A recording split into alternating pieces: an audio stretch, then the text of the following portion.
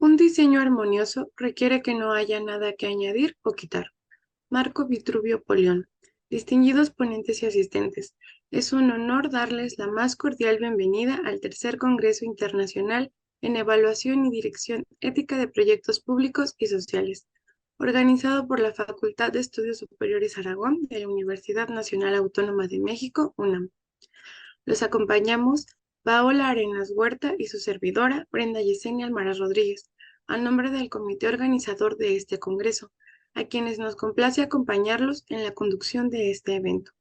Agradezco su participación en este espacio virtual en el que nos encontramos reunidos desde diferentes partes del mundo para compartir conocimientos, explorar nuevas ideas y experiencias. En esta conferencia, Vigencia de la Preceptiva Vitruviana, una reflexión sobre la ética y la profesionalización del arquitecto, la especialista es la siguiente. Es un honor presentar a la doctora Hilda Julieta Valdés García, quien obtuvo el doctorado en Letras Clásicas en la Universidad Nacional Autónoma de México. Es investigadora asociada C de tiempo completo en el Instituto de Investigaciones Bibliográficas de esta misma institución. Su línea de investigación es el pensamiento novohispano a través de sus fuentes, textos latino-mexicanos y bibliografía novohispana. Imparte la asignatura de latín en el Colegio de Lengua y Literatura Hispánicas de la Facultad de Filosofía y Letras. En el posgrado de Letras de la UNAM, Tradición Clásica en México y Literatura Neolatina de la Nueva España. Actualmente se encuentra desarrollando el proyecto Manuscritos Neolatinos del siglo XVIII de la Biblioteca Nacional de México, a fin de rescatar y difundir el patrimonio bibliográfico nacional novohispano. Le cedo la palabra a la especialista. Muchísimas gracias. Es un honor que me hayan invitado al Tercer Congreso Internacional de Evaluación y Dirección Ética de Proyectos Públicos y Sociales, ¿sí? A la doctora Yolanda Altamirano. Le agradezco muchísimo, sobre todo porque yo impartí latín precisamente en la ENES Aragón, en ese entonces, en el área de lenguas. Ahí me inicié impartiendo la materia de latín y ahora el tema que les voy a presentar está relacionado con mi línea de investigación, que es la tradición clásica. ¿Por qué la tradición clásica? ¿Qué tiene que decirnos los clásicos hoy día? Pues yo creo que mucho, y es precisamente mostrar esa vigencia de los preceptos vitruvianos, en lo que me abordaré. Siguiente, por favor. Bien, el objetivo de esta charla es reflexionar sobre los valores de todos los arquitectos deben poseer, según el escritor romano Marco Vitruvio Polión. Antes de comenzar, creo que es importante señalar que son muchos los pasajes significativos de la obra Los 10 libros de arquitectura, en los que se muestra la vigencia, ¿sí?, de la preceptiva ética vitruviana. ¿Quién fue este autor? Lo veremos a continuación. Cuando hablamos de Vitruvio, nos viene a la mente enseguida el hombre de Vitruvio. Esta imagen que sigue vigente y que todo el mundo porta en una playera quizá, ¿no?, o en una carpeta, en su cuaderno, y fue impresa por muchísimos arquitectos, muchísimos manuales tienen esta imagen, pero la trascendental es la de Leonardo da Vinci, ¿sí? Entonces, todos los tratados vitruvianos que se imprimieron, ¿no?, a partir de la edición Príncipe, priorizaron la imagen de Leonardo da Vinci. Bueno, esta imagen, como ustedes saben, pues da las proporciones ideales del cuerpo humano. Sin embargo, Vitruvio es algo más que la imagen que dio Leonardo da Vinci. Vamos a ver quién fue Vitruvio.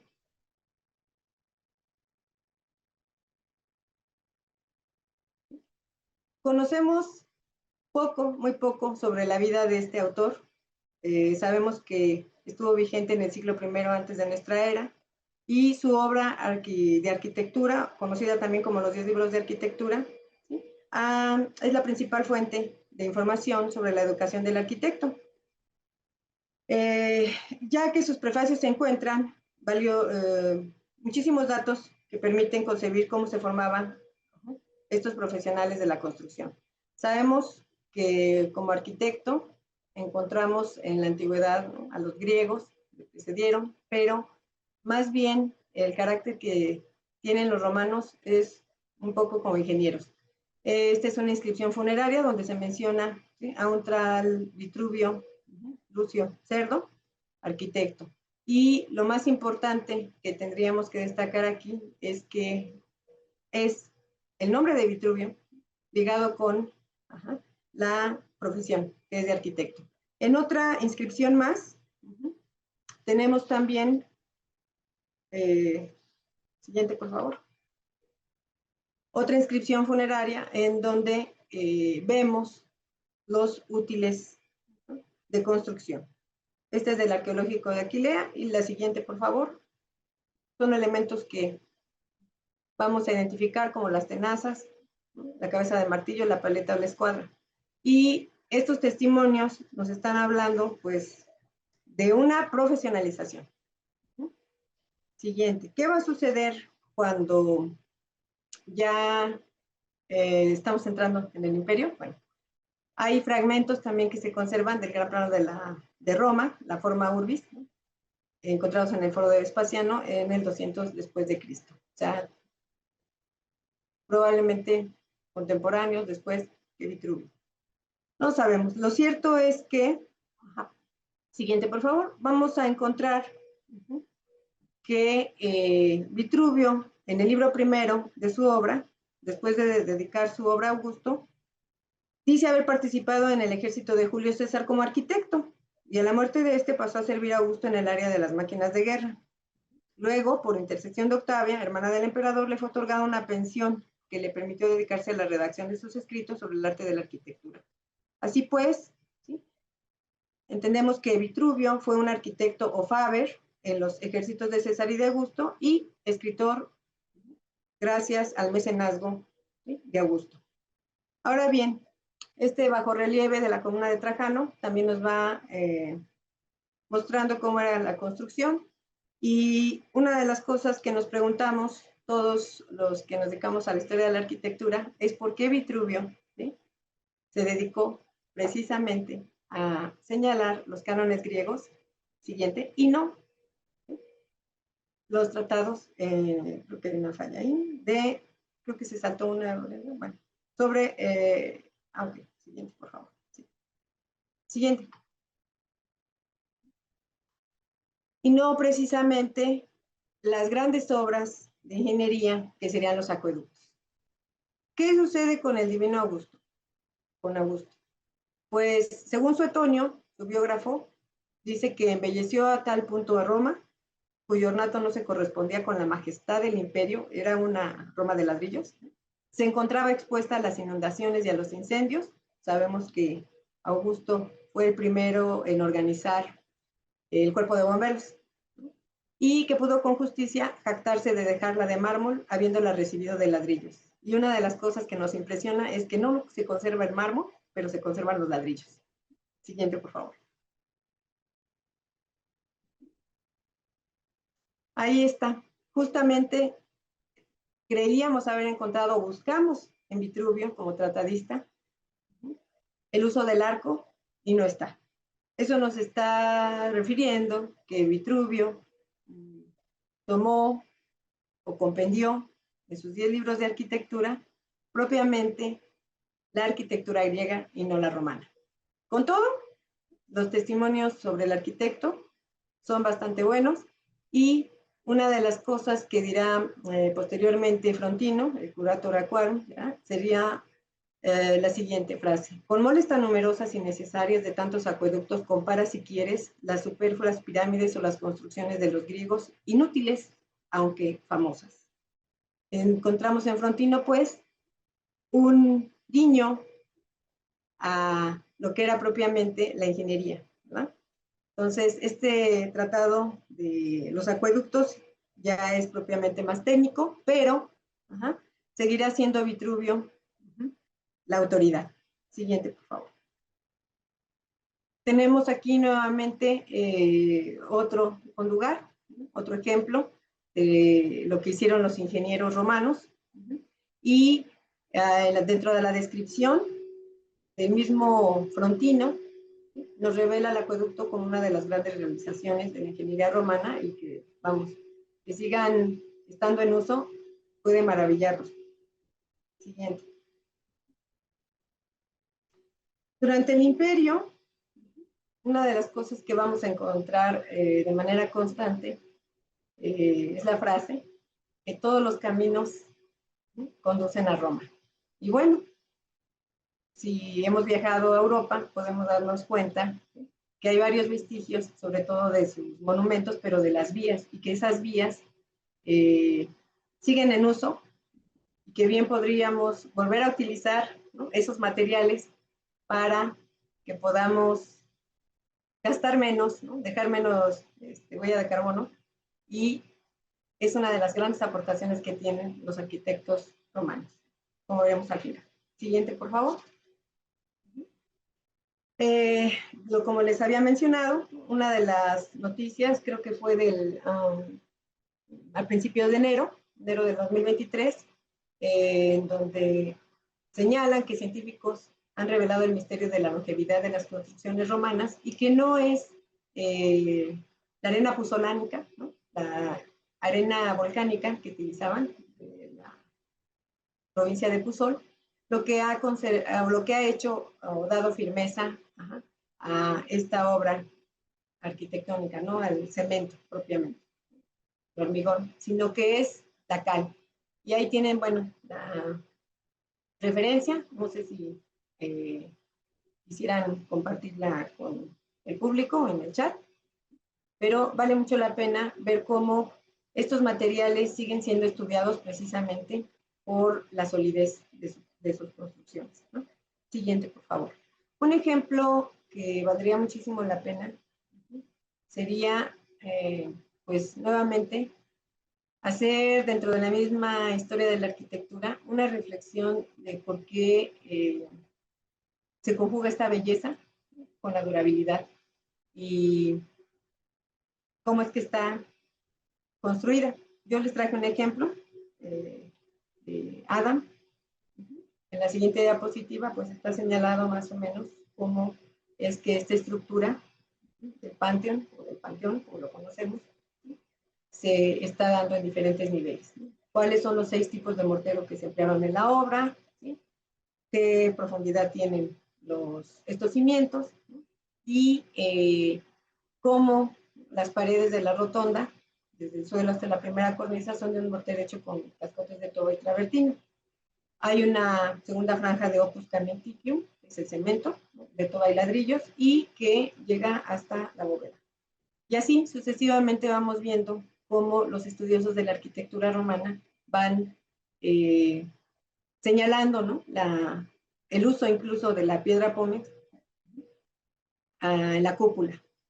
Ahora, hay una cosa interesante que a mí me llama particularmente la atención en la cúpula, porque dice, ¿no?, que se realizó una extraordinaria armadura autoportante de madera, en la que se habían incluido ya los moldes de los casetones y que está sujeto a los muros del cuerpo cilíndrico. Y evidentemente, bueno, pues es el material de construcción el que se está utilizando y sabemos perfectamente que el oculus, ¿no?, del Panteón, ¿no?, pues forma parte de una de las grandes obras que hayan hecho o innovado los romanos, que fue la cúpula.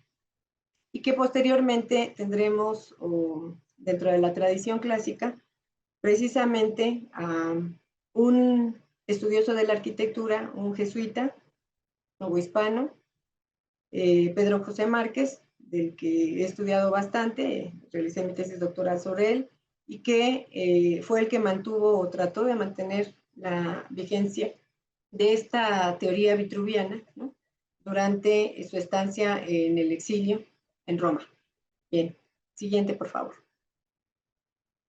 Ahora, ¿qué tenemos aquí? Bueno, es una imagen de los legionarios en la construcción de una fortaleza y un poco para ver cómo es que este autor romano nos va describiendo incluso puntualmente cómo eran utilizados, ¿no? El ejército para tales tareas. Llama la atención, por ejemplo, que estos problemas técnicos se hayan hecho atractivos en la actividad edilicia, ¿sí?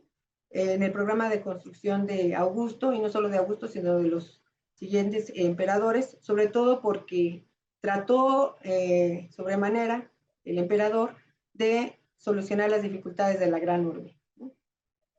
La demanda de vivienda, los incendios, ya mencionábamos, las inundaciones, el abastecimiento de agua, la construcción de monumentos civiles. El Princeps, como era denominado Augusto, pues debió requerir un gran número de gente especializada para realizar las numerosas obras públicas emprendidas bajo su mandato, y es muy probable que Vitruvio, por su edad avanzada, pues no haya formado parte ya del programa, ¿verdad? Pero su obra muy probablemente sí. Este compendio de los 10 libros seguramente fue muy pertinente. Ahora bien, en cuanto a los comentarios de Vitruvio sobre la profesión, educación y formación del arquitecto, nos permite no solo definir las tareas de este en el mundo antiguo, sino también las varias disciplinas que en época antigua abarcaba la rama científica de la arquitectura, es decir, la arquitectura, la ingeniería y la mecánica. Sobre su educación, Vitruvio señala que fue instruido en el arte de la arquitectura desde muy joven. Menciona, cito, así, doy finas y muchísimas gracias a mis padres porque siguiendo la ley de los atenienses me cuidaron de instruirme en un arte, en esta disciplina que no puede existir sin literatura y sin un conocimiento enciclopédico de la ciencia. Y aquí es donde entramos justamente a llamado Enkyklos Paideia por los griegos, o bien nosotros lo que denominaríamos en la actualidad como una educación integral. Todas las escuelas se dignan de tener una educación integral, y eso a qué se refiere, bueno, es una herencia de los griegos, que también lo transmitieron los romanos, incluso a través de Cicerón. Cicerón es el que la denomina, y de los romanos pasó la cultura helenística, y comprendía varias disciplinas. ¿Qué disciplinas comprendía? Pues la gramática, la literatura, la geometría, la astronomía, la música y lógica, entre otras. Ahora bien, una agrupación moderna por áreas del conocimiento clarificaría un poco la formación ideal que tenía Vitruvio sobre el arquitecto romano. Él decía que de técnicas el arquitecto debía dominar la geometría, la óptica y la aritmética, que de las humanidades, la gramática, la historia, la música, la filosofía y el derecho, y en las ciencias naturales, la astronomía, la astrología y la medicina, ¿no? Esto es algo interesantísimo porque al menos Moro y Pola en su estudio sobre Vitruvio nos dice que la enseñanza de la arquitectura y de la geometría en la educación de los adolescentes romanos, ¿sí?, podría ser fundamental para entender cómo es que se formaban todos estos profesionales. Siguiente, por favor. Llama mucho la atención en esta división que hace Vitruvio, ¿no?, que la mnemónica forma parte de las ciencias y es la construcción de relojes, ¿no? Vamos a tener todavía en la época de la Ilustración gente erudita que, independientemente de la profesión que tenga, llamaba la atención de la construcción de relojes. Es decir, hasta que no se tuvo la ciencia precisa para elaborar los relojes, serían con los relojes de sol. Y bueno, de ahí viene su nombre, lo señalé, creo, está en morado, el gnomon, que es justamente el que señala o indica las horas. Bien, siguiente, por favor. Ahora, ¿cómo llega nuestro querido Vitruvio a la Nueva España? Llama mucho la atención, siguiente por favor, un libro que desafortunadamente este ejemplar en particular está perdido, porque esto que ustedes ven en los márgenes, quizá lo pueda señalar Ricardo, estas glosas que tenemos al margen de la obra, ¿sí?, son precisamente del arquitecto de Aguilera de la Catedral, un español que vino acá a ejercer y que estuvo presente Vitruvio incluso en la Nueva España. Entonces, vean cómo este autor fue leído incluso o consultado para la construcción de la Catedral de México.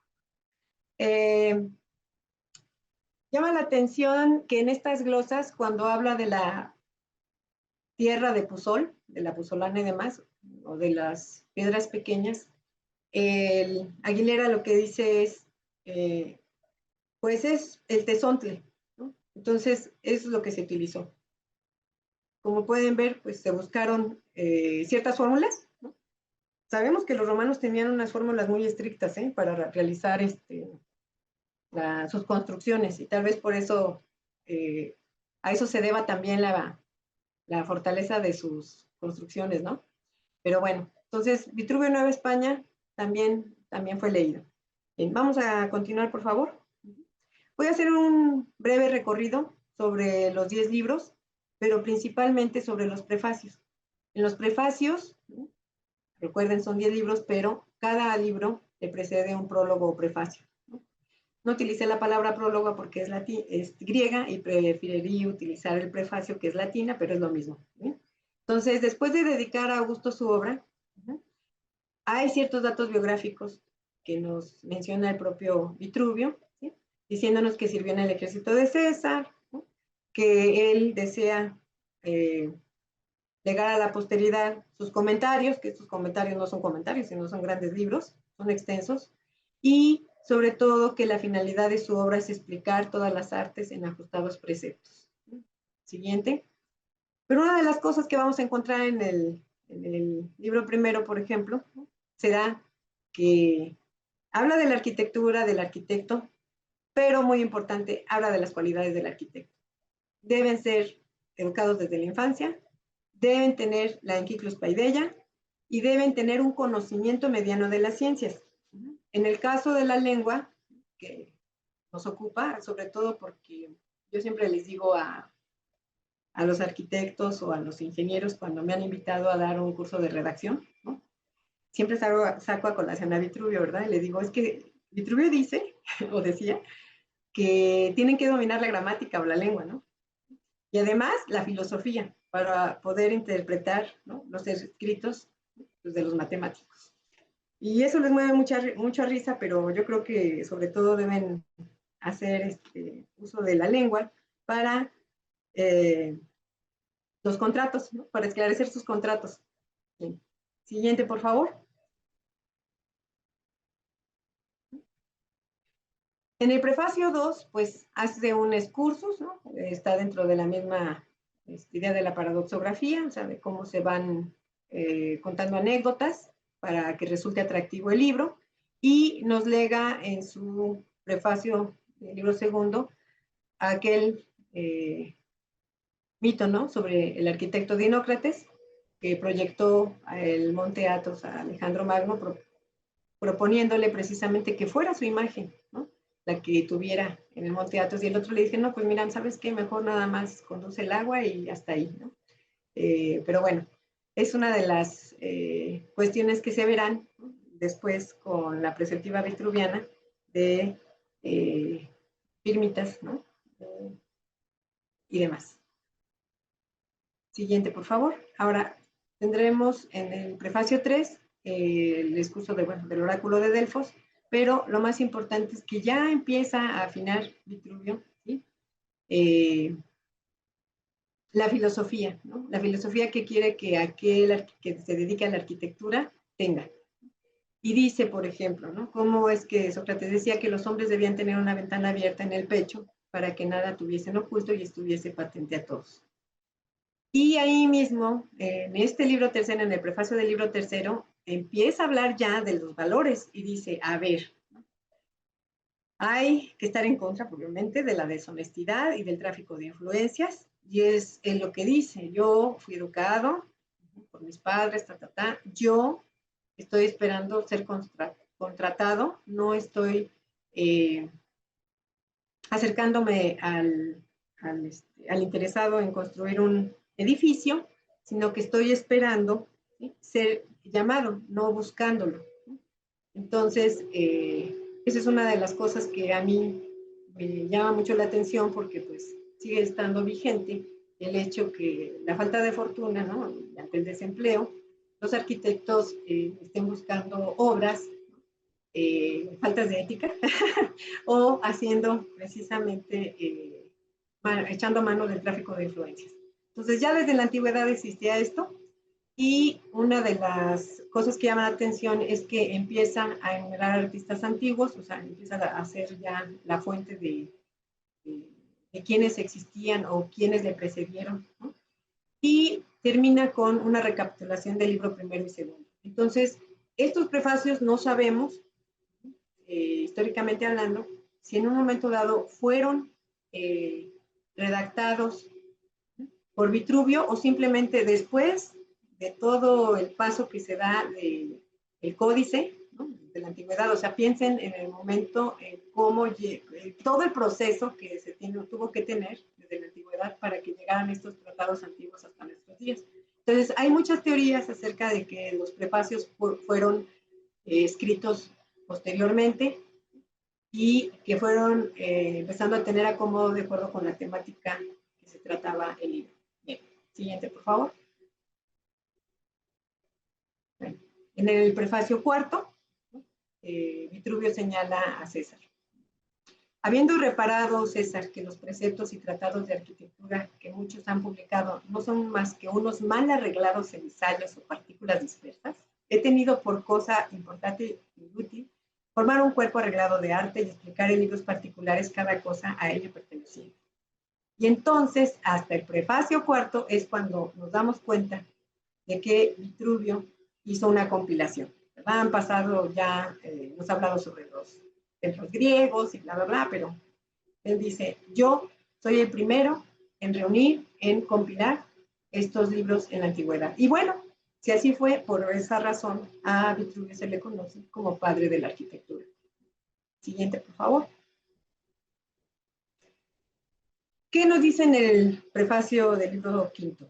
Bueno, si aquellos escritores, o César, que publicaron sus fatigas literarias y doctrinas en volúmenes crecidos, las conciliaron con hacerlo así grande reputación. Es una traducción de 1780 y tantos. O sea, por eso es que está escrita de esa manera. Lo cual ojalá fuera practicable en estos mis escritos, ¿no? Entonces, él menciona, ¿no?, a quienes le antecedieron, pero lo más importante es que se dice o reafirma, igual que en el prefacio cuarto, que él es el mejor, el más grande y el último, ¿no? El tratado va a ser el que sobrevivirá y miren que sí tuvo boca de profeta, ¿no? Dice también acerca de las dificultades que se tiene, ¿no?, al escribir la arquitectura. Pensemos que los tratados técnicos no eran sencillos, ¿no? Yo les voy a poner un ejemplo y ustedes no me dejarán mentir. En un momento dado, cuando en el libro de la Guerra de las Galias, Julio César hace la descripción de la construcción de un puente, ¿no?, para invadir a los germanos, él lo describe, pero en un momento dado, ¿no?, en nuestros días no comprendemos muy bien, o sea, no resulta de todo claro, y miren que Julio César era muy buen escritor, no nos resulta tan claro cómo es que se construía, y digo, afortunadamente estos canales de History, ¿no?, de History Channel y demás se han dado a la tarea de hacer hipótesis y de hacer una recreación virtual de cómo se construían. Pues imagínense, ya Vitruvio mismo lo decía, ¿no? Dice, el escribir sobre arquitectura no es como formar historias o componer versos, ¿no? Entonces, acude precisamente, ¿no?, al vocabulario técnico y dice, la arquitectura no es posible por causa de que sus términos son propios del arte, inventados por necesidad y como desusados. Por eso hacen oscura la lección. Y todo lo que tenemos sobre Vitruvio, todas las traducciones que hay sobre Vitruvio en diferentes idiomas, ¿sí? Hay incluso escritores que no, hay incluso escritores que no permiten o que no se dan a la tarea de traducir los pasajes más oscuros de Vitruvio, ¿no? Y él mismo se justifica diciendo que, advirtiendo yo que escribo cosas desconocidas y oscuras a muchos, me pareció bien reducir a un compendio su explicación para que con más facilidad las puedan retener los que las leyeren. Y yo digo que en aquella época que no existía un lenguaje técnico, no había incluso palabras, ¿no?, griegas que tuvieran un correspondiente latino, pues ya en sí mismo el hecho de que Vitruvio tratara de explicarlo, pues es una gran aportación. Siguiente, por favor. En el prefacio sexto, este me encanta, es un excursus sobre el filósofo socrático Aristipo, ¿no? Y yo al menos soy, como ya leyeron en mi currículum, soy profesora de latín y doy en el Colegio de Letras Hispánicas de la Facultad de Filosofía y Letras de la UNAM. Y cuando llegan los chicos decepcionados muchas veces porque nada más se pudieron quedar en la carrera de letras, no en el área que hayan querido, etcétera, simplemente les dieron un lugar ahí. Los grupos son muy numerosos y lo primero que yo les digo es que piensen en este filósofo socrático Aristipo y rápidamente, si me permiten, les cuento, ¿sí?, la historia. Pues Aristipo era un filósofo que se trasladaba de un lugar a otro, se embarcó y naufragó. En el momento en que Aristipo es arrastrado junto con otros a las orillas, ¿no?, se levanta, dice Vitruvio, ¿no?, y les dice al resto de al resto de las personas, ¿no?, que sobrevivieron al naufragio: no se desesperen, tranquilos, ¿no? Está Aristipo, ¿verdad? Veo que hay huellas y empezó a seguirlas. Y en el momento en que se dirige a la ciudad, bueno, pues todos lo siguen. Pues, ¿cómo te diste cuenta? Pues porque hay huellas, o sea, el razonamiento, ¿no? Y les dice después, ¿no?, nosotros perdimos todo, o sea, perdimos nuestras mercancías, ¿no?, en el naufragio. Y entonces Aristipo se pone a trabajar, empieza a predicar, porque era lo que hacían los filósofos, ¿verdad? Van a la plaza, empiezan a predicar, y todo el mundo le da, pues, ropa, comida, ¿no?, monedas, y él les reparte entre los otros náufragos, y llegado el momento, los otros le dicen: oye, pues, ya nos vamos de aquí, tenemos que regresar para seguir comerciando. Dice: ¿qué quieres que les diga, ¿no?, a tus compatriotas? Y Aristipo le dice: díganles por favor que la educación es la cosa más importante, ¿no?, porque yo, como filósofo, yo no perdí nada, todo lo traía aquí, ¿no?, en la mente. Ustedes perdieron sus víveres, perdieron las cosas materiales. Dice: por favor, recomienden que los padres den educación a sus hijos, porque eso, ¿sí?, pues los hará buenos hombres. Y bueno, esta es la historia de Aristipo. Como podemos percibir, Vitruvio, ¿sí?, ya nos está hablando algo acerca del ser humano y de la importancia de la filosofía, que en un momento dado, al iniciar su obra, recomendaba como una de las ciencias que tenía que tener el arquitecto. Entonces, con esto, Vitruvio está dando preeminencia, ¿no?, a la actividad intelectual, que son nuestras humanidades, sobre las otras actividades o profesiones.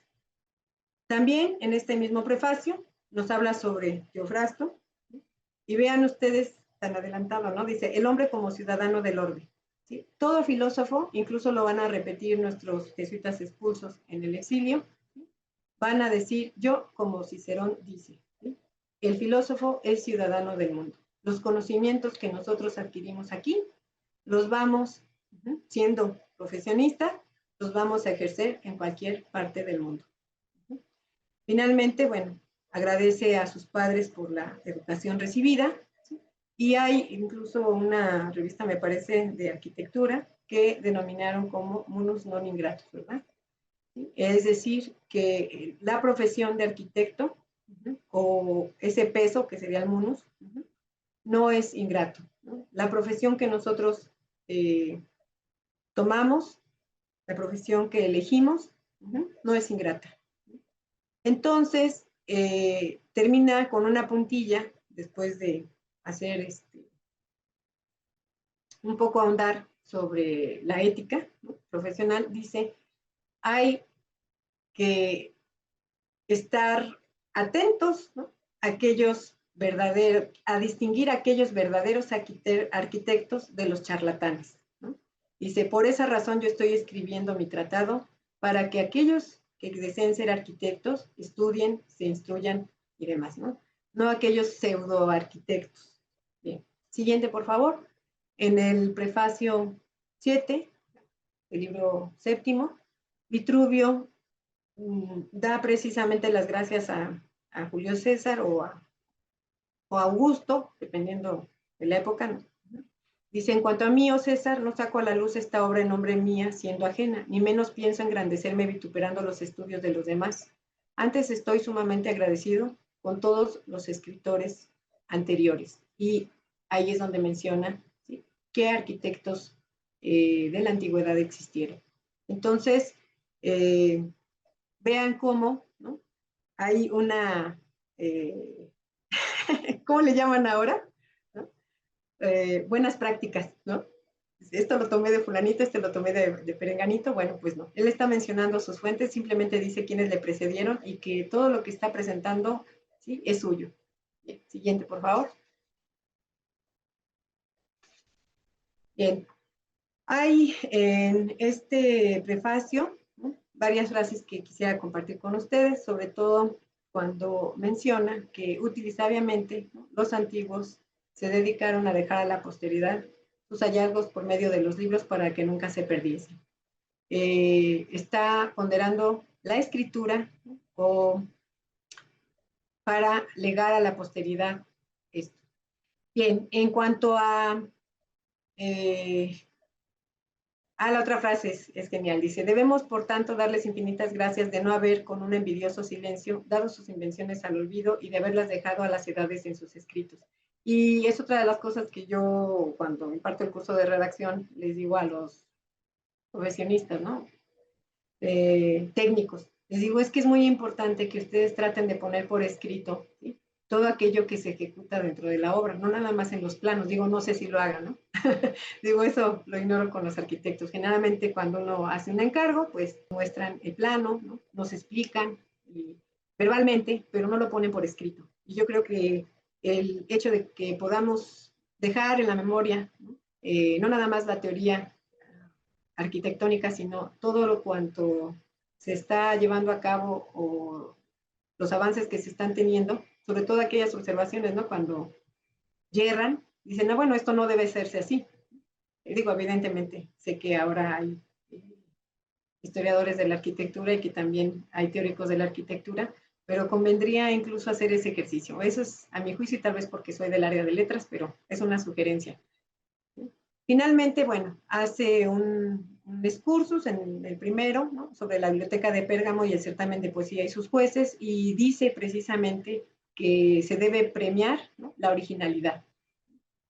Y ahí es donde señala justamente, ¿no?, que no debe ser meritorio el plagio, no debe ser, el concurso debe ser abierto, y que pues él espera nuevamente que sus escritos, ajá, sean considerados como propios. Fíjense nada más cómo hace hincapié Vitruvio en todo momento que la obra es suya, ¿no? Y sabemos, bueno, que evidentemente fue una compilación, pero repito, hay teorías incluso que se cree que Vitruvio haya hecho un tratado pequeñito y que con el paso del tiempo se haya hecho grande, y que incluso la composición, esta división, ¿no?, en 10 libros, precisamente en el número 10, haya sido buscada durante la transmisión textual. ¿Cómo llegó hasta nosotros este libro? Siguiente, por favor. Bueno, en el prefacio octavo, yo traduje la tesis de licenciatura a ese libro, y me llama mucho la atención porque habla precisamente sobre el agua. No están ahí los acueductos que hubiéramos añorado, ya sabemos que tiene Frontino, pero aquí lo más importante es cómo dentro de este tratado empieza a hablar sobre las maravillas de las aguas, la paradoxografía que les decía, esas anécdotas, ¿no?, de la Mirabilia Aquarum, de cómo es que las el agua, ¿no?, influye en el ser humano dependiendo, ¿no? Por ejemplo, dice, es que alguien se va a determinada fuente, ¿no?, y se afeminan los ángulos. Entonces, ¿cómo es que pueden incluso las aguas, ¿no?, curar a los podágricos, ¿no? O sea, pensamos que son aguas sulfurosas o aguas medicinales. Entonces, vean cómo en este libro octavo, son 10 libros ya casi al final, no quiso dejar de lado todas aquellas historias que se conocían, ¿no?, en la época para que estuviera presente o que lo tuviera presente el arquitecto en el momento de construir. Siguiente, por favor.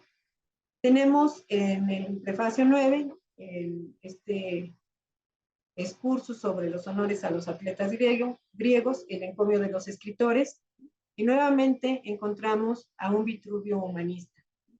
El hecho de ubicarse él mismo y justificar que es un compendiario, ¿verdad? Y la reivindicación para los escritores, qué beneficios públicos y privados deben tener, ¿no? ¿Por qué? Por esa razón que decíamos, bueno, tanto un ejército, ¿no?, los ejércitos que estaban al servicio del emperador para realizar las construcciones y cómo estaba toda esa clasificación de los Faber, ¿no?, que en un momento dado hay que recordar, ¿no?, que Cicerón, en su obra sobre los deberes, pues consideraba indigno, ¿no?, que un hombre libre realizara trabajos manuales, y que los diferenciaba de los artes liberales de la sórdida, ¿no?, las artes liberales contra las sórdidas. Por tanto, los artesanos estaban comprendidos entre las sórdidas.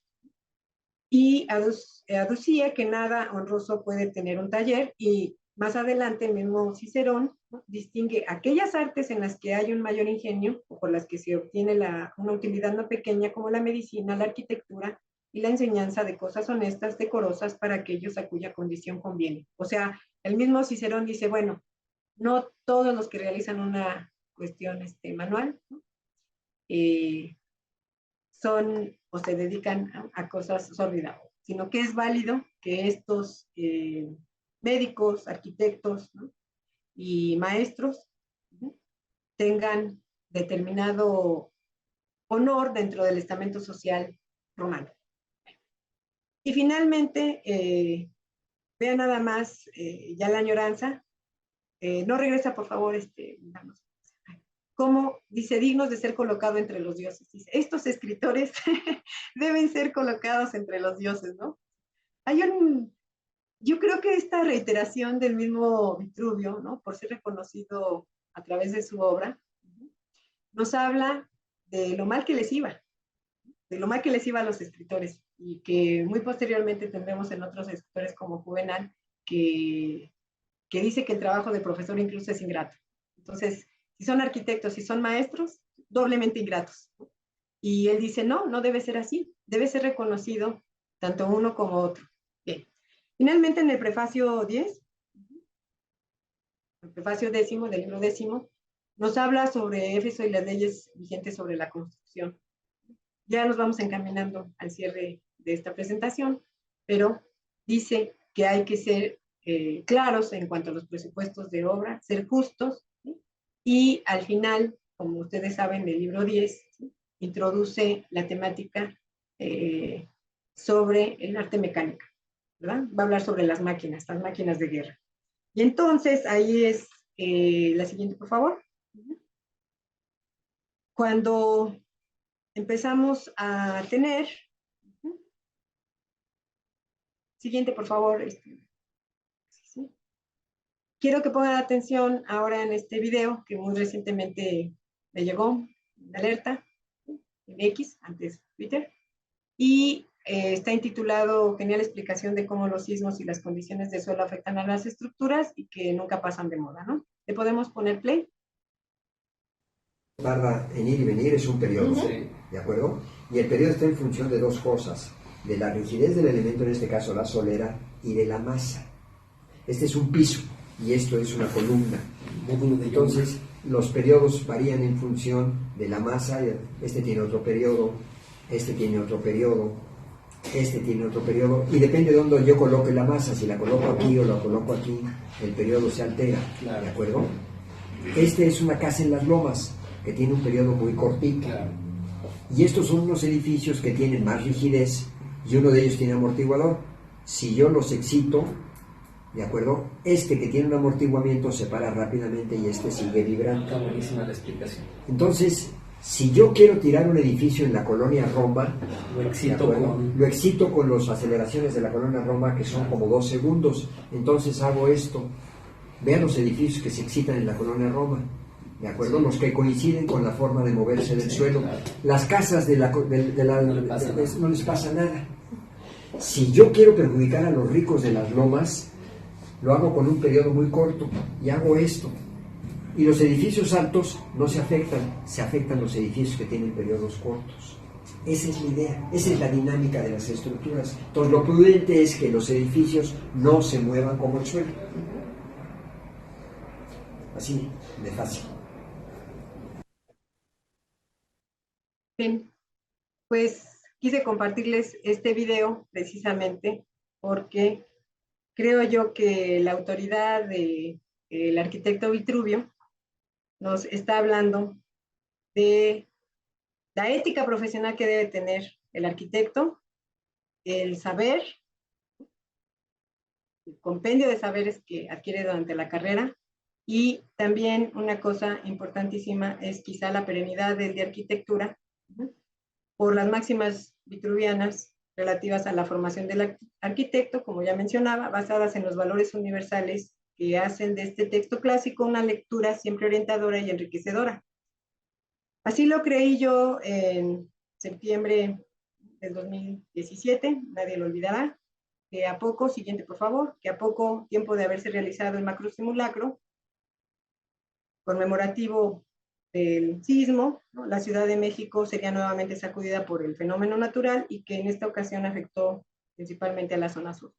A diferencia del 85, la mayor parte de la población fue informada en tiempo real, gracias a la comunicación digital, y los principales diarios de la República dieron cuenta puntual de los hechos. Rápido nos organizamos, se organizaron las brigadas, y que por medio de las redes sociales se difundieron centros de acopio, albergues, toda la respuesta que sabemos dar, ¿no? en esta situación. Pero una de las cosas que lamentablemente, ¿no? Vimos también fueron los titulares que causaron indignación, ¿verdad? Tras el recuento de daños, pues la información da paso a la indignación, en donde los titulares decían edificios nuevos de la Ciudad de México en ruinas, ¿no? Y en este sentido, pues la publicación empieza a tomar como ejemplo paradigmático estas construcciones mal edificadas, ¿no? En este caso fue la Residencial San José, ubicada en Emiliano Zapata 56, aquí en la colonia Portales, donde vivo yo muy cerca, y que en su momento se vendió como el edificio tecnológico, el edificio con celdas solares, autosustentable, con muchas innovaciones. Y este testimonio, escrito acompañado de un video de los afectados sobrevivientes, pues hoy día nos inundan en las redes sociales con los comentarios de una sociedad indignada, que clama justicia, pide castigo a los presuntos responsables, inmobiliarias, arquitectos, ingenieros, dirigentes políticos, etc. Esta situación de dolor, de impotencia, de enojo, siguiente por favor, muy pronto las discusiones exacerbaron los ánimos y en una búsqueda, ¿no?, por imputar la responsabilidad, la sociedad criticó a los profesionales de la construcción. Algunos denostaron a arquitectos, otros a ingenieros. En los comentarios vertidos se evidenció que la sociedad participante en el foro no pudo distinguir, ¿sí?, las dos carreras. Fueron los mismos profesionistas de cada especialidad quienes aclararon al público las diferencias entre las dos disciplinas, a fin de zanjar la discusión, para hacer ver que la corrupción, esa práctica tan antigua que ya mencionaba Vitruvio, era la verdadera culpable de los nefastos acontecimientos, ya que los proyectos y licencias de construcción otorgadas en su momento no eran los correctos para edificar en la zona. La baja calidad de los materiales de construcción también fue comentada. Con todo, en su momento se evidenció el trabajo conjunto que arquitectos e ingenieros de forma libre y desinteresada, en algunos casos, llevaron a cabo en las zonas afectadas para la revisión y elaboración del dictamen de los edificios dañados. Testigo de lo acontecido, a poca distancia de algunos edificios nuevos colapsados, la lectura de las noticias digitales y de los comentarios de la ciudadanía trajeron a mi memoria los preceptos vitruvianos y la pertinencia de difundirlos por su vigencia. Entre las disciplinas formativas indispensables en un buen arquitecto, Vitruvio mostró un interés particular en el conocimiento y aplicación de la filosofía, ya que ésta, dice, hace magnánimo al arquitecto, para que no sea arrogante, sino más bien tratable, justo y leal. Sin avaricia, que es lo más importante, pues ninguna obra puede ser hecha sin lealtad e integridad. Y más adelante advierte que tampoco sea codicioso, ni que tenga el ánimo ocupado en recibir regalos, sino que proteja con seriedad su dignidad teniendo buena reputación. Nada más deseable en nuestros días. Estas consignas evidencian tristemente la naturaleza del ser humano desde la antigüedad. El paralelismo entre la urbe y la Ciudad de México resulta inevitable. La falta de ética profesional al permitir la corrupción, a pesar del daño que causa, no ha dejado de repetirse una y otra vez. El prefacio del libro sexto pareciera la contraparte del proemio del libro primero ya expuesto. Se exhiben los vicios de los arquitectos antiguos. Vitruvio critica a los arquitectos que solicitan y van a la casa de obras. Y arremete contra aquellos que se hacen llamar arquitectos a quienes desconoce por no haber sido formados en una familia de estos profesionales. Estas familias que vienen a ser nuestras facultades de arquitectura, ¿verdad? Dice Vitruvio, al ver yo esta eminente arte vejada por ignorantes e inexpertos, que no solamente no son arquitectos, pero ni aún albañiles, los que profesan esta arte hoy día no merecen realmente el nombre de arquitectos. Y aún es esta una de las causas que me han movido a formar este cuerpo de arquitectura, dando reglas con la mayor precisión y diligencia, lisonjeándome de que este servicio será bien acogido de todos. Fin de cita. A pesar del esfuerzo de Vitruvio por ser reconocido a través de su tratado, parece ser que no logró la fama deseada en su tiempo y que su obra fue poco valorada en la antigüedad. Sin embargo, alcanzó su objetivo con los humanistas del Renacimiento, quienes volvieron a nuestro autor y a su obra no solo por las normas arquitectónicas, sino también por la figura misma del arquitecto. La dignificación y consideración de la arquitectura como arte, así como los principios sobre la formación profesional del arquitecto expresados en la obra vitruviana, fueron motivos suficientes para que los arquitectos renacentistas la retomaran como modelo y pugnaran para que su labor fuera reconocida como arte liberal y no solo como simple arte mecánica. El retorno al estudio de arquitectura permitió que en la figura de Vitruvio se imprimiera el carácter del tratadista y que su obra fuera la referencia indispensable para la teoría arquitectónica. La obra vitruviana ha sido conocida y estudiada por arquitectos, siguiente por favor, historiadores y filólogos. Siguiente. Es el referente obligado de época clásica romana que generación tras generación ha servido como modelo de inspiración en el ámbito edilicio. Su lectura, hasta donde tengo noticia, continúa siendo obligatoria en el primer año de la licenciatura de arquitectura, etapa eminentemente formativa de los interiores profesionales de la construcción, a quienes confiamos seguir la preceptiva moral allí contenida. Muchas gracias. ¿Qué desafíos éticos pueden surgir en la restauración de edificios históricos y la preservación del patrimonio cultural?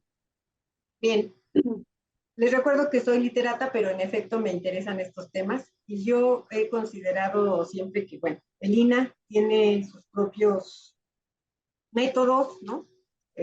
Sus propios lineamientos para la restauración y que evidentemente, ¿no? El gasto siempre será mucho para poder conservar o preservar los edificios, nuestros edificios históricos y que en definitiva, pues simplemente es atender a la cuestión ética, ¿no? Si se, a la honradez que ya mencionaba Vitruvio, ¿no? Si en un momento dado verdaderamente requiere la restauración, pues se hará. Pero ¿cuántos edificios no están en esa situación? Y esa es una cuestión más bien interna, ¿no? Y definitivamente de Vitruvio lo que podríamos sacar es atender a los valores morales y profesionales que puede tener cada uno de los encargados realizar estas prácticas de restauración, ¿no? Es lo que puedo comentar desde el ámbito de las humanidades. ¿Cómo pueden los arquitectos equilibrar la belleza estética con la funcionalidad en sus diseños y, al mismo tiempo, mantener una ética profesional sólida?